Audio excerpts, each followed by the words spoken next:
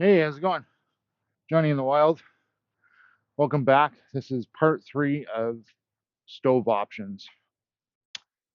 Now, where do I begin with this one? This one probably has the most memories packed into it.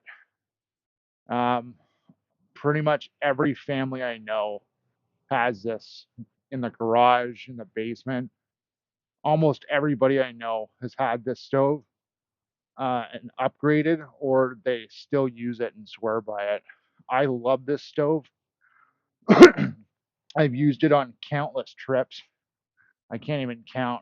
Um, but yeah, this is a really, really decent stove. It's called the Coleman. I think it's just called the dual burner stove.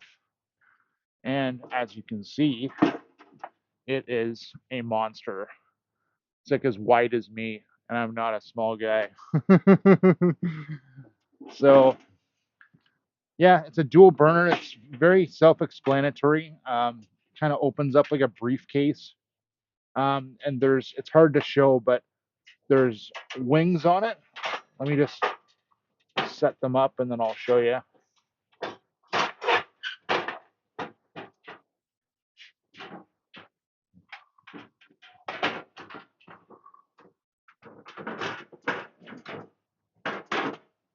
There we go. There's wings on the side that help block out wind, and it actually works pretty good. And then in the center, there's a little hole to stash the regulator. I'm not going to install it because all you do is just screw it in and then you just attach your fuel bottle. But um, it's very, very basic. Pretty much anybody can figure this out without having to look anything up. Um, I like it because it's very big, and um, if you're camping with several people, or even if you're by yourself or with someone else, and you want to cook like bigger meals, like maybe fry up some steaks, do up some pasta, some rice, things like that. You definitely have the real estate on this thing to achieve those things. And it's it's funny because I think of my sister that I've camped with many times. She has a stove, and what she'll do in the morning is she'll have the kettle going on one side, and she'll be like frying up eggs and bacon on the other. And then when the water's boiled, she'll take it off and throw on one of those Coleman toasters. It's like a little racking or whatever. You can toast up your bread and have your breakfast all done on one grill. So that's really nice. I should mention all these stoves that I've done over the past few videos, they all have their pros and cons.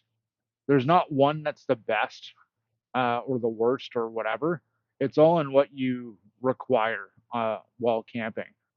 Um, this one is actually decent to have around the house because the power ever goes out. You can always haul it outside and grill outside. Not grill, but you can like cook outside. So very handy. And it's a tank. Uh, what else? I think this one will run you about the same as the Spark Plus. It's about $100.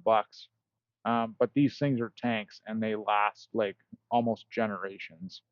I've only met one person that's had to replace anything on this, and it was the regulator. I guess like a seal went or something, and they just got a new one and they're back up and running.